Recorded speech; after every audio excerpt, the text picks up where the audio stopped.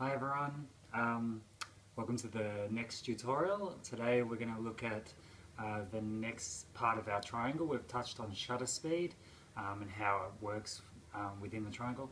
Now we're going to talk about aperture, sometimes known as f-stop. Now this is quite a big area within photography. It's what a lot of people, I guess, don't understand. I'm again going to try and simplify it as much as possible. It may take a couple of tutorials, but I'll do the best I can. Now you often hear with aperture a thing called f-stop.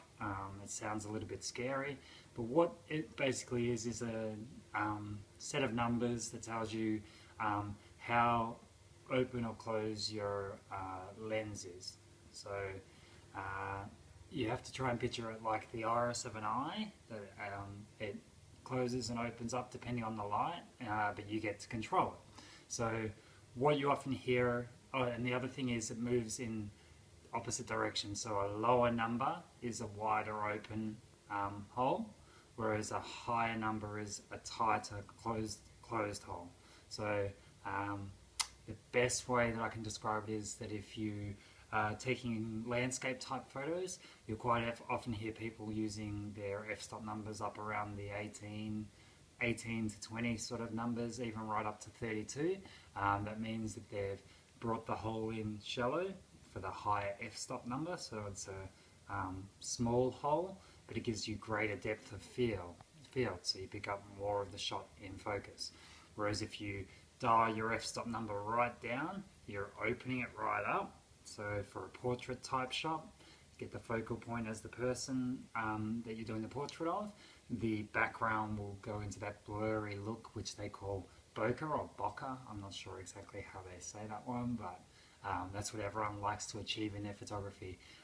What you can also do then is find focal points in nature, using your leading lines, composing your shot really well, getting your focal point, dialing your f-stop number down to whatever number your lens will let it go to, and wherever you feel comfortable and where you think the picture looks at its best. You can have your focal point at the front of the picture, you can have it midway down a fence line, you can sort of play with it once you understand how it works. But again, just going back to the board again, your f-stop number dialed down to the number that's the lowest opens the whole of the lens or the view right up, which gives you a shallow depth of field, so you pick up the person or the subject that you have and have a blurred background. Dialing that number up gives you a greater depth of field and more of the picture in focus for your landscape type shots. So that's just touching base on f-stop and aperture and how it works. Now within your the exposure triangle, once you start moving your aperture, you have to adjust your other settings, either your shutter speed or your ISO. The reason being, if you bring your f-stop number up high and bring the lens to a small hole, you're letting in less light, so you're going to have to get your light with your shutter speed.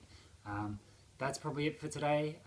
Check out the website, go to the blog, buy as many prints as you like.